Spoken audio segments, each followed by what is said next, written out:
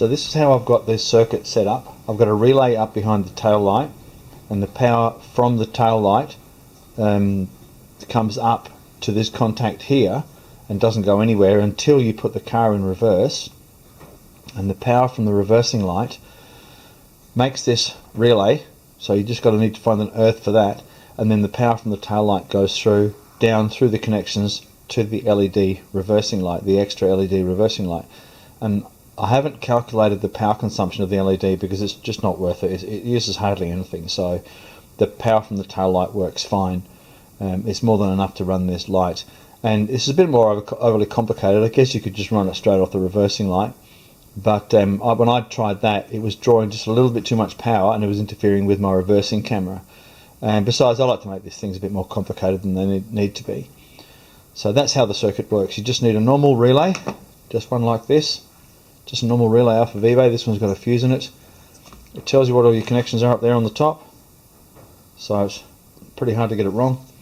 And yeah, that's how the circuits are set up. So here's a bit of a demonstration as to how the lights work. As you can see, without the tail light, without the lights on, the reversing lights are quite dim. The Nissan Navara doesn't have very good reversing lights, and with the lights on, the extra light comes on.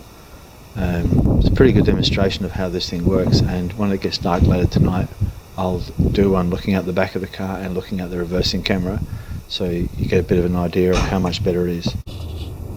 So you can sort of see the image there. The camera's making it a bit brighter than it should be, but you can sort of see the image there, and when I turn the lights on, that's the difference. You can see all the way up to my workshop there. Then I turn the lights off, the auxiliary reversing light goes off. You can just make out the pavers behind the car, but with the lights on, you can see all the way back to the workshop. So what's that, about 20 metres? It's quite a difference.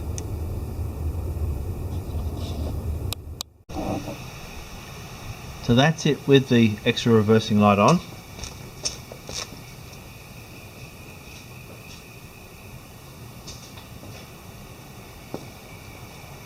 And that's it without.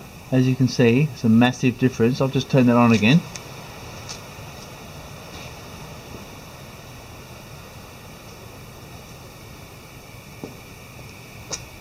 So it makes a massive difference.